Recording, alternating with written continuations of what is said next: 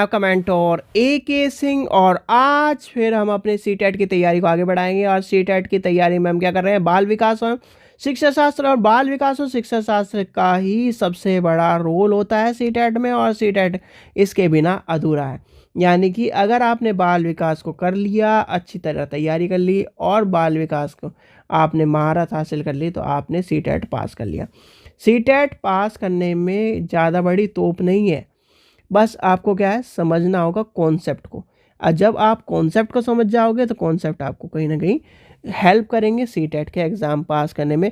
तो आज चलिए हम देखते हैं, नेक्स्ट तैयारी शुरू करते हैं, यानी कि आगे को कॉन्सेप्ट समझते हैं। और कॉन्सेप्ट आपको छोटे छोटे कॉन्सेप्ट से ही क्या है, चीज़ों को समझने का मौका मिल रहा होगा। अब आप उन कॉन्सेप्टों को, यानी कि जहाँ पर क्या है 30 क्वेश्चन के कंप्लीट हो, उसके बाद आप क्या, यानी कि पहली क्लास, दूसरी क्लास, तीसरी, आज तीसरी क्लास है, तीसरी क्लास के बाद आप क्या करिए, संडे को एक पेपर उठाइए कोई सा भी, और उस पेपर को उठाकर क्या है, इन कॉन्सेप्टों के जो कॉन्सेप्ट बताए गए उन कॉन्सेप्टों को फॉलो करते हुए आप पेपर को सॉल्व करिए। जहां आपके क्या है 15 नंबर तक आ रहे थे, वहां पर आपके 25 नंबर तक पहुंचने की संभावना हो जाएगी। क्यों? क्योंकि आप क्या है उस कॉन्सेप्ट से चल रहे हो। ओल्ड पेपर अभी आपको कुछ टाइम में शुरू हो जाएंगे, और ओल्ड पेपर आपको जल्दी ही आपको हमारे चैनल पर मिलने वाले हैं, और विद ऑफर, यानी कि ऑफ़र के साथ मिलने वाले हैं। और ऑफ़र क्या है, बहुत ही धमाकेदार ऑफ़र मिलेगा आपको, जिससे आपके क्या है, एक ही तीर से दो निशाने हो जाए, तो वो ऑफ़र आपको मिलने वाला है। चलिए तो शुरू करते हैं आज की क्लास। चलिए तो क्वेश्चन देखते हैं सबसे पहले, यानी कि आज है 21 के आगे के क्वेश्चन देखने हैं। तो कॉन्सेप्ट आपको मैंने कहा था, एक चीज़ कही थी अभी, कथन, यानी कथन और तर्क वाले क्वेश्चन में, कि जब आप तर्क और क्वेश्चन यानी कि कथन को पढ़े तो उसकी क्या है, की हाईलाइट्स पकड़ लीजिए। और की हाईलाइट्स पकड़ती है आपको क्या है, क्वेश्चन आपका क्या है, सॉल्व हो जाएगा। तो सबसे पहले देखते हैं कथन क्या कह रहा है। अध्यापक को अपने विद्यार्थी के सहयोगात्मक, यानी कि सहयोग करने वाली बात कर रहा है, सहयोगात्मक अधिगम में सहयोग करने, समूह कार्य करने और सक्रिय रूप से भाग लेने के लिए प्रोत्साहन करना चाहिए। यानी कि उसे क्या करना चाहिए, मोटिवेशन करना चाहिए। और मोटिवेशन कर दिया तो यह सीटेट का क्वेश्चन बन गया, और सीटेट का क्या है, राइट आंसर बन गया, राइट आंसर बन गया। तो ये तो बात, यानी कि कथन तो बिल्कुल सही है जी। अधिगम एक सामाजिक गतिविधि है, बिल्कुल सही बात है। सामाजिक गतिविधि क्यों है, क्योंकि वह क्या कर रहा है, समाज को जोड़ने का काम कर रहा है। क्या कर रहा है, अधिगम क्या है, समाज को जोड़ने का काम कर रहा है। भाई आप क्या जा रहे हो, क्लासरूम में जा रहे हो, क्लासरूम में 50 बच्चे बैठे हैं, तो क्या कर रहे हैं, वो क्या है, एक दूसरे से बात कर रहे हैं। तो यानी कि एक बच्चा आ रहा है अलग स्थान से, एक बच्चा आ रहा है अलग स्थान से, एक बच्चा अलग स्थान से, एक बच्चा किसी जाति से आ रहा है, किस धर्म से आ रहा है, किसी, यानी कि सब अलग अलग धर्म से आ रहे हैं। तो क्या है, उस समाज कैसे है, तो यानी कि समाज की गतिविधि के लिए। और विद्यार्थियों को समूह रूप में ज्ञान सृजन करने चाहिए। क्यों? क्योंकि जब क्या है, जब क्या आप सारे विद्यार्थी समूह में बैठोगे, अब मान लीजिए आपने देखा, यानी कि 5 बच्चे हैं, अब 5 बच्चे में से इसे ABCD अच्छी तरह आता है, इसे क्या है, क्या कह गया, अच्छी तरह से आता है। अब इसे क्या है, 1 2 3 4 अच्छे हाथ से आता है। और इसे क्या है, टेबल अच्छी से आता है, यानी कि इससे टेबल अच्छे से आता है। और इसे क्या है, ड्राइंग या फिर एक तरह से क्रिएटिविटी अच्छी तरह से आता है। तो ये क्या है, ये ABCD इसे सिखा सकता है, इसे सिखा सकता है, इसे सिखा सकता है, इसे सिखा सकता है। ठीक है, जब बात करेंगे यानी कि समूह में रहेंगे। अब ये क्या, क्रिएटिविटी इन्हें सिखा सकता है, इसे सिखा सकता है, इसे सिखा सकता है, इसे सिखा सकता है, इसे सिखा सकता है। तो इसीलिए क्या करा जाता है, समूह गतिविधि कराई जाती है। और दोनों, यानी कि एक तो इसमें क्या है, सहयोगात्मक सहयोगात्मक अधिगम, दूसरा समूह कार्य, और समूह कार्य में सक्रिय, यानी कि सक्रिय रूप से भाग लेना, ये क्या है, टैग वर्ड है। और टैग वर्ड को आपने जैसे समझिए, फिर क्या है इसमें, प्रोत्साहन, इतने सारे क्या है टैग वर्ड आपको मिल गए। एक वर्ड प्रोत्साहन करना, सक्रिय रूप से भाग लेना, सहयोग करना, सहयोगात्मक अधिगम करना। तो ये क्या है, एक ही उसमें पहली लाइन में 4 आपको सहयोग हुए। सामाजिक गतिविधि क्या है, एक तरह से विद्यार्थियों के साथ सामूहिक कार्य को सर्जन करने की, यानी कि सामूहिक रूप से ज्ञान को सर्जन करने के बाद, ये भी आपका क्या है, टैग वर्ड है। तो इसमें क्या हो जाएगा, आंसर हो जाएगा दोनों, यानी कि A और R दोनों सही है, और R की व्याख्या सही कर रहा है। ठीक है, चलिए क्वेश्चन नेक्स्ट देखते हैं, शिक्षण अधिगम की निम्न में से कौन सी विधि ज्ञान को सृजन में विद्यार्थियों की सक्रिय भूमिका को महत्व नहीं देती। अब क्या करना है आपको, अंडरलाइन करना है नहीं पर। क्यों? क्योंकि हम क्या कर रहे हैं, पॉजिटिव की जगह अब चल रहे हैं नेगेटिव पर। अब नेगेटिव वाले क्वेश्चन में आपको ये सब चीज़ें ध्यान रखनी है कि आपको क्या करना है, नेगेटिव चीज़ की जगह अब पॉजिटिव चीज़ काटनी है, यानी कि नेगेटिव चीज़ सहपाठी सहभागिता, यानी कि ये कट गया, ये पॉजिटिव है आपका, पी लिखिए। फिर आता है पारिस्थितिक शिक्षण, यानी कि ये कट गया आपका। फिर आता है आपका अन्वेषण अधिगम, यानी कि डिस्कवरी लर्निंग, ठीक है, ये कट गया। अब बचा व्यवहार अनुकूल, यानी कि व्यवहार अनुकूल बिहेवियर, इसमें ये हो जाएगा इसका आंसर। क्यों?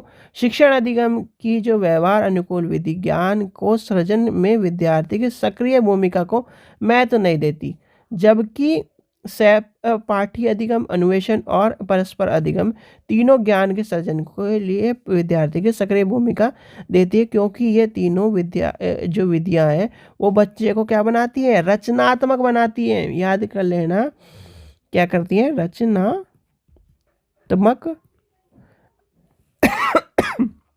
रचनात्मकता या रचनात्मकता का विकास करती हैं। ठीक है, इस चीज़ को आपको पता होना चाहिए। इसका जो फॉर्मूला है वो क्या है, रचनात्मकता के और लेके चलता है। जब रचनात्मकता आ जाएगी तो रचनात्मकता इसके लिए अप्रोप्रिएट बैठेगी। चलिए आगे चलते हैं, आगे देखते हैं हम नेक्स्ट अपना टॉपिक को देखते हैं। तो नेक्स्ट क्या है, अब देखते हैं विद्यार्थी किसके द्वारा बेहतर और प्रभावशाली तरीके से सीखता है। अब विद्यार्थी में एक चीज़ आपकी होनी चाहिए, आप क्या हो, यानी कि आप किसकी तैयारी कर रहे हो, सीटेट की तैयारी कर रहे हो।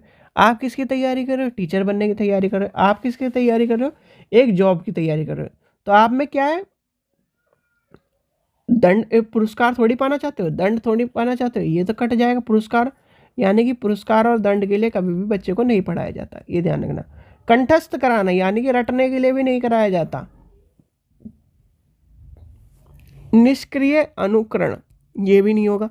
अब बचा जिज्ञासा और अन्वेषण, यानी कि बच्चे को, यानी कि आपको क्या करना है, सीटेट को क्या करना है, पास करने के लिए क्या कर रहे हो, आप मेहनत कर रहे हो। यानी कि जिज्ञासा है आपके मन में कि भैया जिज्ञासा किस चीज़ की है, आपको सीटेट पास करने की।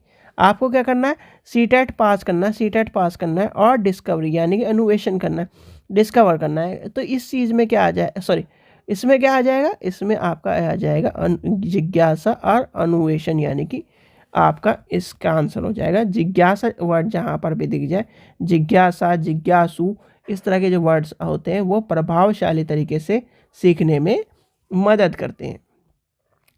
चलिए नेक्स्ट देखते हैं, 24 देखते हैं, निम्न में से कौन सा विद्यार्थियों के समस्या समाधान कौशल के विकास में बाधक है। अब बाधक है, ये बाधक भी आपका क्या है, नहीं वाला काम करेगा। जो बाधक लिखा मिले तो आपका क्या हो जाएगा, एक तरह से नेगेटिव मान के चलिए, नेगेटिव क्वेश्चन हो जाएगा। और नेगेटिव में यानी कि बाधक हो जाएगा, तो बाधक में क्या होगा, तो बाधक में आप सोचिए कि बाधक में क्या होगा, सोचो। पहला होगा अनुरूपक चिंतन, तो अनुरूपक चिंतन ये इसका नहीं होगा, क्योंकि बाधक नहीं होता वो। यानी कि अनुरूपक, यानी कि एक तरह से क्या कहेंगे इसे, एनालॉजिकल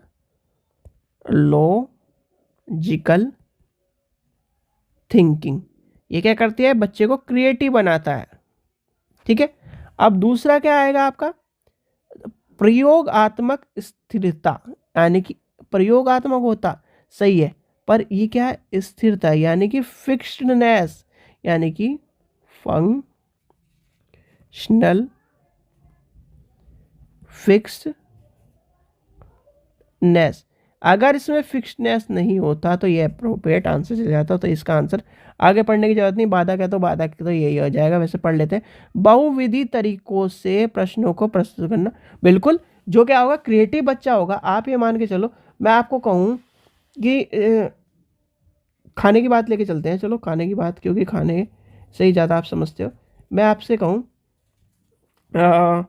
ये पास्ता रखा है, ठीक है, इस प्लेट में क्या है, पास्ता रखा है, आपको पास्ता बनाना है, तो आप क्या करोगे, पास्ते से रेड सॉस पास्ता बना सकते हो, वाइट सॉस पास्ता बना सकते हो, नॉर्मल पास्ता बना सकते हो, उसे क्या है, किसी भी तरह से आप क्रिएट कर सकते हो। आलू है, आलू को क्या कर सकते हो, आलू दम भी बना सकते हो, आलू की नॉर्मल सब्जी बना सकते हो, आलू से क्या कर सकते हो और भी। तो क्या है, यानी कि एक चीज़ से वो कहीं ना कहीं बहुत सारी, यानी बहुविधि तरीके से यानी कि आंसर को प्रस्तुत करने की बात कर रहा है, और वही चीज़ आपको करनी है, यानी कि एक चीज़ से वो कहीं ना कहीं फोकस, यानी कि इसका आ जाएगा प्रसंगित सूचना को केंद्रित होना। ये क्या है, केंद्रीकरण, ये आपके सारे सही होंगे, यानी कि इसका आंसर हो जाएगा बाधा करने में, ये आंसर हो जाएगा ऑप्शन नंबर 2। यानी कि समझ में आ गया। यानी कि समस्या समाधान कौशल में सबसे पहले भाई समस्या समाधान कर सकते हो। समस्या को समाधान वही कर सकता है जो क्या है, क्रिएटिव तरीके से सोचता हो, क्रिएटिव तरीके से क्या हो, उस चीज़ में चलता हो, क्रिएटिव तरीके से आप क्या करते हो, प्रॉब्लम को सोल्व कर पाते हो। भाई जब आप प्रॉब्लम को सोल्व कर पाओगे क्रिएटिव तरीके से, तो क्या कर पाओगे, आप कहीं ना कहीं उस चीज़ों को भी सॉल्व कर पाओगे, और चीज़ों को सॉल्व कर पाओगे तो कहीं ना कहीं आप उसके सॉल्यूशन, एक की जगह 10 सॉल्यूशन भी निकाल सकते हो। तो ये सब चीज़ें आपको कहीं ना कहीं, जब आप क्या करोगे, उस एनवायरनमेंट में जियोगे, उस एनवायरनमेंट में रहोगे, तब ही आपको पता चलेंगी। इसलिए कहा जाता है कि जब आपको है प्रॉब्लम सॉल्वर, यानी कि जो प्रॉब्लम को सॉल्व करना जानता है, वो कहीं ना कहीं उन चीज़ों को भी आसानी से एक तरह से सॉल्व कर सकता है, किस चीज़ को, जो उसके सामने आई हुई है, जो उसके सामने प्रेजेंट हुई हुई है, जो उसके सामने एक तरह से रखी गई है। भाई आपको एक प्रॉब्लम दी गई, यानी कि ये मान लीजिए एक प्रॉब्लम दी गई, आप प्रॉब्लम को क्या कर रहे हो, आप क्या कर रहे हो, बिल्कुल एक तरह से एक तरीके से सॉल्व कर पा रहे हो, तो वो क्या क्रिएटिव नहीं है, यानी कि प्रॉब्लम सॉल्वर माना जाएगा वो, यानी कि वन प्रॉब्लम, वन क्या कहेंगे, एक तरीके से सॉल्व करने वाले को एक, यानी कि एक तरह से प्रॉब्लम सॉल्वर कहा जाएगा। अब उसी प्रॉब्लम को, यानी कि उसी प्रॉब्लम को दूसरा बच्चा क्या कर रहा है, 10 तरीके से सॉल्व करके एक तरह से दर्शाने की कोशिश कर रहा है कि ये नहीं ये होगा, ये नहीं ये हो जाएगा, ये नहीं हो जाएगा, ये नहीं ये हो जाएगा। ठीक है, तो वो क्या है, वो क्या है, एक तरह से क्रिएटिव वर्क, सॉरी क्रिएटिव बोल रहा हूँ, वो क्या है, इंटेलिजेंस, यानी कि प्रभावशाली, वो उसका क्या है, कौशल है। तो ये सारी चीज़ें आपको जब आप समझोगे, या फिर एक तरह से जब आप पढ़ोगे ढंग से सीटेट को, तब आप क्या हो, समझ जाओगे। इसलिए कहता हूँ कि आपको क्या करना है, क्रिएटिव, आपको क्या करना है, आपको चीज़ों को समझना है, ना कि रटना है। सीटेट क्या कहता है, सीटेट आपको कहता है भैया समझो मुझे, यानी कि मुझे समझोगे तो मैं, एक तरह से जैसे कहते हैं ना, एक कहावत भी है कि मुझे समय दो, मुझे समझो, मैं तुम्हें और प्यार दूंगा। ये आशिकों में बहुत चलती है ना ये वाली जो थिंकिंग होती है कि समय दो। वैसे भी यही कहा जाता है कि किसी को समय दोगे तो आपको क्या है, उसके आप भी उसे समझ पाओगे, उसके बारे में जान पाओगे। उसको क्या है, जल्दबाजी में कोई भी किसी को नहीं समझ सकता। तो ये कॉन्सेप्ट आपको समझना पड़ेगा। ठीक है, अब चलते हैं अपने नेक्स्ट उस पे, नेक्स्ट टॉपिक पर। नेक्स्ट आपका टॉपिक देखते हैं, से चलते हैं, नेक्स्ट टॉपिक चलते हैं। नेक्स्ट देखते हैं क्वेश्चन नंबर 25, और नेक्स्ट आपका टॉपिक क्या कहता है, यानी कि नेक्स्ट आपका टॉपिक कहता है विद्यार्थियों द्वारा गृहीत वैकल्पिक अवधारणाएं अध्यापकों द्वारा किस प्रकार संबोधित की जाती हैं। किस प्रकार संबोधित करी जाती है, ये पूछ रहा है। किसकी बात कर रहा है, विद्यार्थियों के गृहीत वैकल्पिक, यानी कि इसमें क्या कौन सा आंसर आ जाएगा, वो हमें चीज़ों को समझते हैं। पहला क्या है, वैकल्पिक अवधारणा को कोई चर्चा, यानी कोई चर्चा किए बिना अनदेखा की जाने चाहिए। ठीक है, बिल्कुल सही बात है। यानी कि इसका एग्जाम्पल मैं आपको बताता हूँ, जैसे कि आपकी क्लास है ये, पहले सारे वो पढ़ लेते हैं तब आपको समझाऊंगा मैं। तो दूसरा क्या है, विद्यार्थियों को किसी भी प्रकार की वैकल्पिक अवधारणा साझा करने के लिए अनुमति नहीं देनी चाहिए। अच्छा जी, विद्यार्थियों को अपने विचार साझा करने के लिए प्रोत्साहन करना चाहिए और इन प्रकार के समग्रता को से चर्चा करनी चाहिए। ठीक है जी, विद्यार्थियों को कोई वैकल्पिक अवधारणा पर विचार करने के लिए दंड मिलना चाहिए। अच्छा जी, ये आपकी कहानी ख़त्म हो गई। ये अब आपको मैं, आप खुद ही इस चीज़ का आंसर दोगे, इसमें से आंसर क्या होगा। ये है आपकी क्लास, ये है आपका ब्लैक बोर्ड, ये आप हो, ये आपकी क्या है बेंचेस है, यानी कि रोज़ है, और इसमें लगी हुई है आपकी बेंचेस। ठीक है, आपका टीचर है, यानी कि आपका टीचर है, आपका टीचर पढ़ा रहा है जी, मान लीजिए साइकोलॉजी पढ़ा रहा है, यही पढ़ा रहा है, ये जो क्वेश्चन लिखा है यही पढ़ा रहा है। आपको क्या करा, कॉन्सेप्ट सारे क्या नाम वो बताता जा रहा है। एक बच्चे ने क्या करा, इस बच्चे ने उठा, हाथ ऊपर उठाया कि सर मुझे ये वाला चीज़ समझ में नहीं आई। क्या कहा कि सर मुझे ये जो आप क्या कर रहे हो ग्रहित वैकल्पिक अवधारणा के बारे में बता रहे हो, मुझे ये समझ में नहीं आ रहा। आपने ऑप्शन भी समझा दी, उसे सारी चीज़ समझा, ठीक है। आप उसने क्या करा, उस टीचर ने, या जो ये टीचर है, इस टीचर ने उसे क्या करा, और बेहतर तरीके से, यानी कि उस एग्जाम्पल की जगह और बेहतर तरीके से समझाया, उसके क्या हुआ, समझ में आ गया।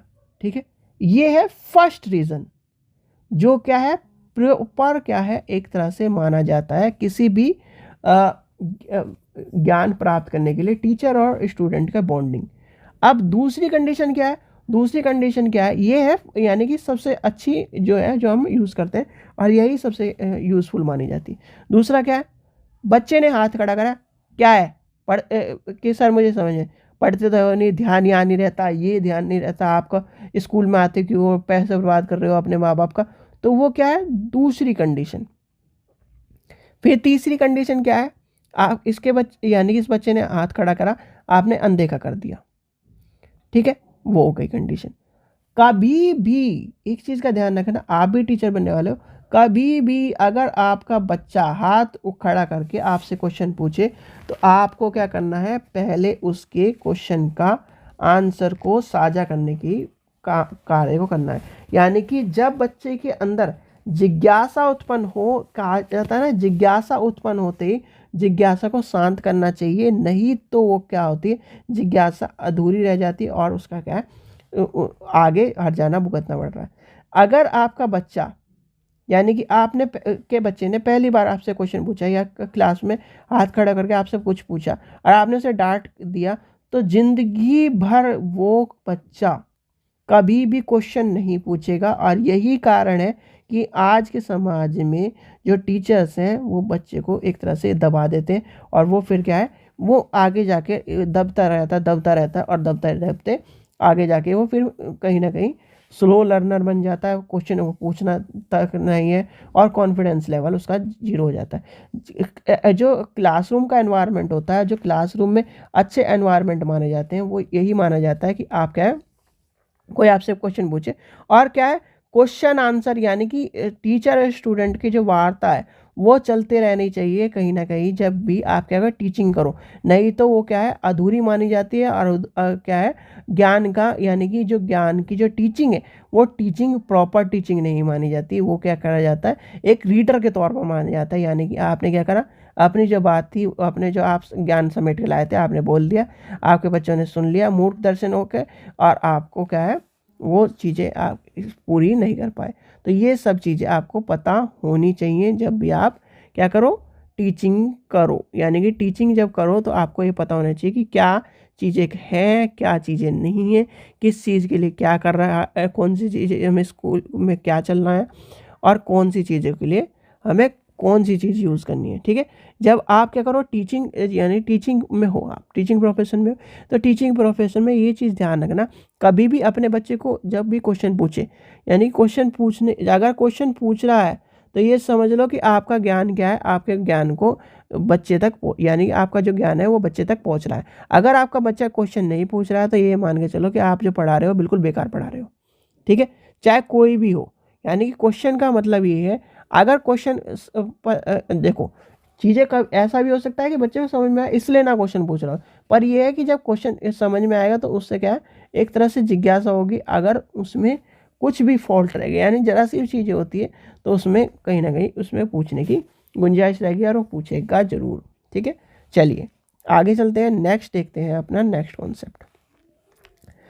नेक्स्ट कॉन्सेप्ट क्या है, निम्न में से कौन सा बाह्य अभिप्रेरणा का उदाहरण है। बाह्य अभिप्रेरणा के बारे में आपको क्या है, दो चीज़ आपको पता होनी चाहिए बाह्य अभिप्रेरणा में। एक होती है आंतरिक अभिप्रेरणा, यानी कि स्टूडेंट में जब आंतरिक अभिप्रेरणा की बात आएगी तो आंतरिक अभिप्रेरणा और एक होती है बाह्य अभिप्रेरणा, यानी कि अभिप्रेरणा दो होती है, आंतरिक और बाह्य अभिप्रेरणा। पहले तो आपको पता होनी चाहिए कि अभिप्रेरणा क्या होती है। दो अभिप्रेरणा होती है, आंतरिक अभिप्रेरणा प्रेरणा, एक होती है बाह्य अभिप्रेरणा। ठीक है, आंतरिक और बाह्य अभिप्रेरणा, यानी आंतरिक अभिप्रेरणा में क्या आ जाएगा, आंतरिक अभिप्रेरणा में अगर आपसे कोई पूछने लगे कि आंतरिक अभिप्रेरणा में क्या आएगा, आकाश बोल रहा हूं, अक्षर का स्तर। दूसरा क्या होगा, दूषित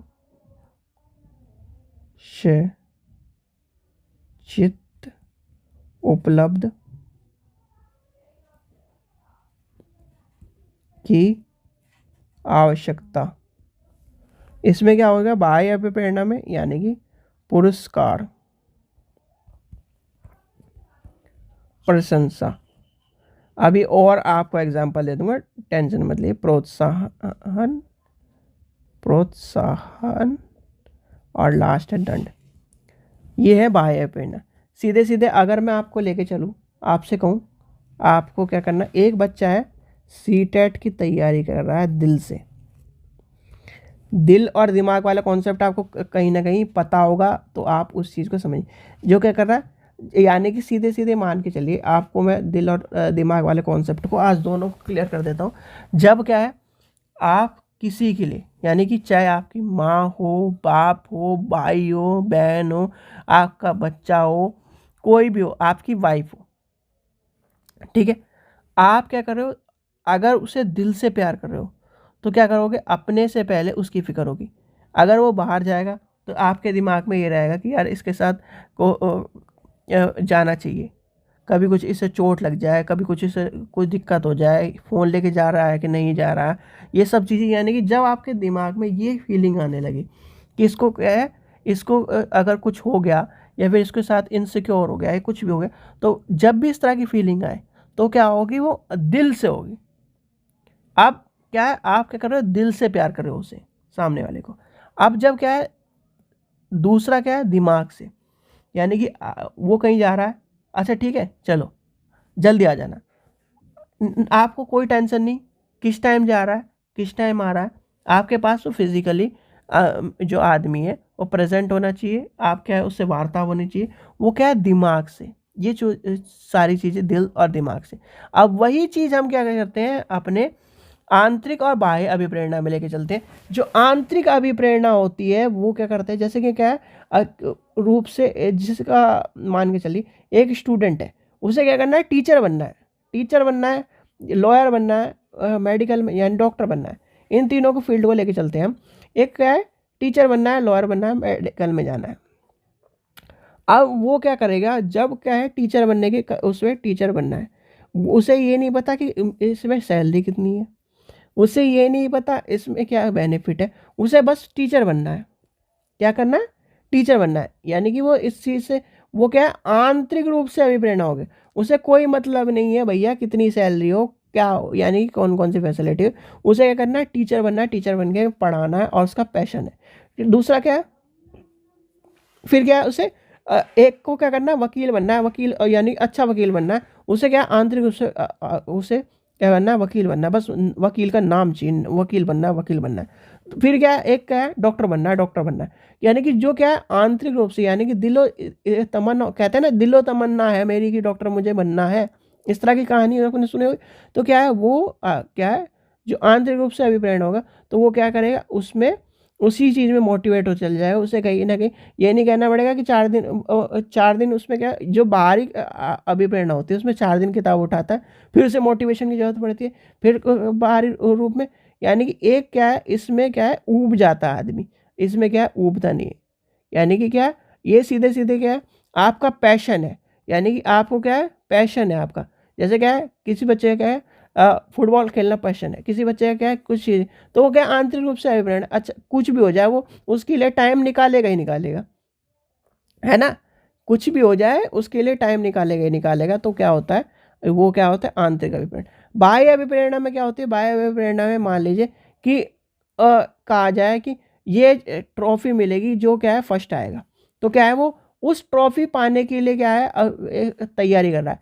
आपके क्या है, बहुत सारे बच्चों के माँ बाप कहते हैं कि अगर तो इस क्लास में फर्स्ट आ जाएगा या फिर इतने मार्क्स अचीव कर लेगा तो तुझे बाइक दिलाएंगे, फ़ोन दिलाएंगे, इस तरह कहा जाता है। तो वो क्या है, बाह्य रूप से अभिप्रेरणा है। तो क्या है, समझ में आ गया होगा, अब आपको आंसर भी समझ में आ गया होगा। इसका क्या आंसर है, तो इसका आंसर देखो, अभी मैंने सारी चीज़ें हटा दी, क्लियर कर ली। तो इसका आंसर क्या हो जाएगा, इसमें क्या है, उदाहरण कौन सा हो जाएगा, नगद पुरस्कार पाने के लिए अधिगम। ठीक है, जिज्ञासा को संतुष्ट करने के लिए अधिगम, बिल्कुल ये होता है आंतरिक। समझ को समुचित करने के लिए अधिगम, किसी कौशल को निपुणता से प्राप्त करने के लिए अधिगम, ये सारे के सारे इसके अंदर आ जाएंगे।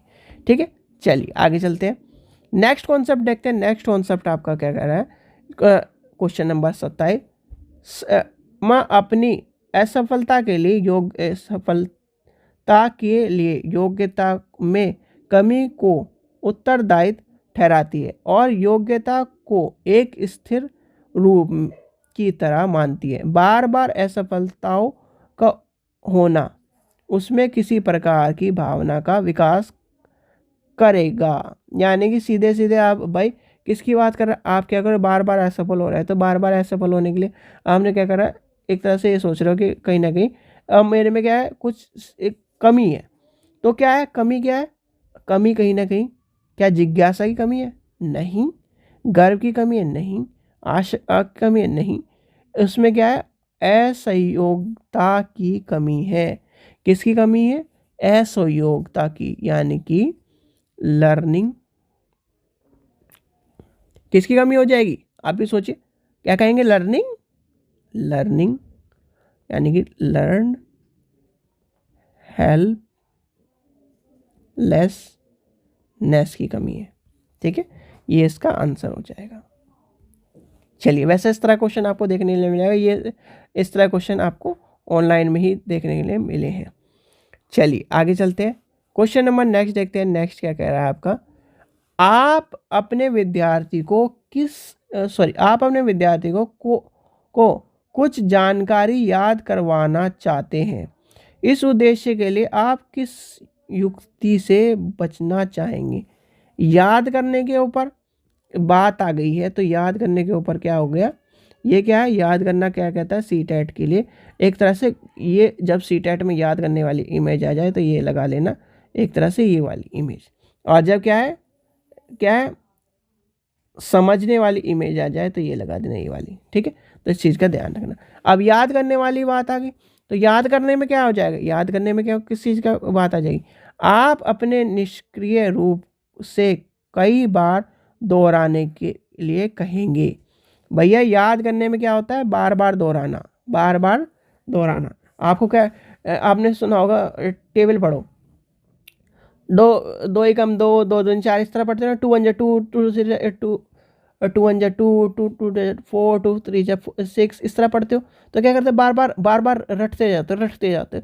तो क्या है, याद करने वाली प्रक्रिया होती है। ठीक है, फिर क्या है, अनुकरण उनके पूर्व ज्ञान से संबंधित करना, ये क्या है, ये याद करने वाली प्रक्रिया नहीं है, ये क्या है, ज्ञान को प्राप्त करने वाली प्रक्रिया। यानी कि प्रीवियस नॉलेज से उसे जोड़ते हुए हमें क्या करना है, ज्ञान को बढ़ाते चल जाना है, ये होती है ज्ञान को प्राप्त करना। ज्ञान को वास्तविक जीवन से जोड़ने की बात करते हैं, ये भी क्या है, पॉजिटिव आंसर है। उसके अवधारणाओं के उदाहरण देते हैं, ये भी है। यानी कि याद करना, जब भी आपको क्वेश्चन मिल जाए तो क्या होगा, नेगेटिव क्वेश्चन होगा, और नेगेटिव में आपको नेगेटिव ही आंसर ढूंढना है। तो पहला आपका आंसर है, यानी कि ये आपका हो जाएगा इसका आंसर। उनको निष्क्रिय रूप से कई बार दोहराने की बात करें, दोहराना क्या है आपका, नेगेटिव टैग वर्ड है, यानी कि नेगेटिव टैग वर्ड है। और ये सारे के सारे नीचे वाले पॉजिटिव एंड पॉजिटिव, ये क्या है, पॉजिटिव, ये क्या है, पॉजिटिव। ठीक है, तो इस चीज़ का आपको पता होना चाहिए।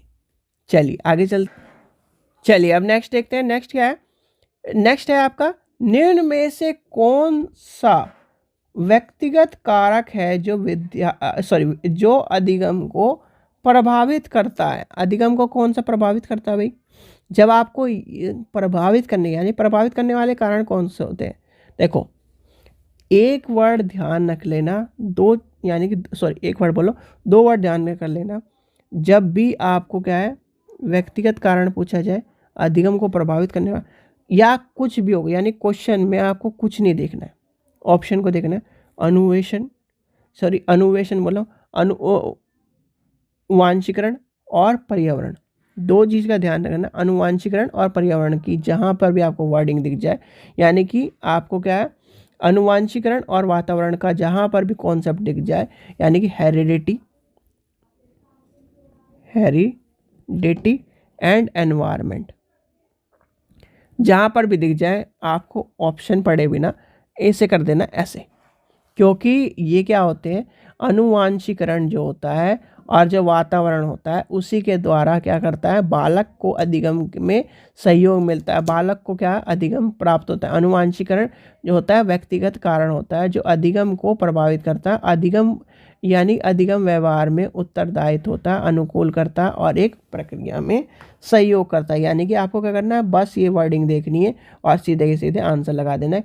कुछ क्वेश्चन तो ऐसे होते हैं कि आपको ऑप्शन देखती सीधे क्वेश्चन पढ़ने की जरूरत नहीं, बड़े बड़े सीटेट में क्वेश्चन रहते हैं, बच्चे उसे पढ़ने बैठ जाते हैं, अरे यहाँ मतलब ये मान के चलिए पूरा पूरा क्वेश्चन पढ़ते हैं, 3-4 लाइन का क्वेश्चन है। और मान लीजिए ये अनुवांशिक और वातावरण का क्वेश्चन, पहली बात तो अनुवांशिक और वातावरण का जो क्वेश्चन आता है वो कम से कम 3 से 4 लाइन में आता है। अब 3 से 4 लाइन जब आप पढ़ोगे आपने टाइम वेस्ट करा। अब टाइम वेस्ट करने की जगह आप कहीं ना कहीं जब ऑप्शन देख लेते तो आप सीधे सीधे समझ जाते।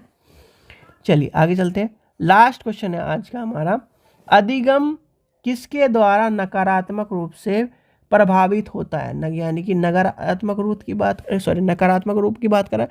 अब नकारात्मक रूप की बात कर रहा है तो नकारात्मक रूप में किस चीज़ की बात करेगा वो, निराशा की भावना, यानी कि नकारात्मक कौन सा हो जाएगा निराशा की भावना, यानी कि अध्यापक द्वारा प्रदान पहाड़, ठीक है। फिर आपको क्या होगा विद्यालय द्वारा मुद्रित समृद्ध परिवेश, विद्यार्थी की जरूरत अनुसार व्यक्तिगत रूप से दिए गए अनुदेशन। तो ये क्या हो ये यानी कि ये पॉजिटिव है, ये भी पॉजिटिव है और ये भी पॉजिटिव, ये हो जाएगा यानी कि निराशा की भावना, ये हो जाएंगे। यानी कि निराशा की भावना जो होती है आपको यानी कि आपका रिजल्ट आज फेल आ जाए तो क्या होगा निराशा की भावना हो जाएगी। यानी कि निराशा की भावना क्या होती है संवेगों से जुड़ी होती है, संवेग कहीं ना कहीं क्या करते हैं नकारात्मक भावना को पैदा कर देते हैं। और क्या है निराशा की भावना कहीं ना कहीं बच्चे या किसी के भी कोई भी हो, चाहे मैं हूँ चाहे आप हो, जब निराश होंगे तो कहीं ना कहीं आपको दुख होगा, उसकी फीलिंग आएगी, दुख की फीलिंग आएगी और देख की फीलिंग क्या है निराशा उत्पन्न करेगी और वो क्या है निराशा वाले संवेग पैदा करेगी। ठीक है, तो ये था आज का टॉपिक। ठीक है बच्चों, चलिए आशा करता हूँ आपको वीडियो पसंद आई तो लाइक करें, चैनल सब्सक्राइब करें, वीडियो को ज़्यादा से शेयर करें। Thank you.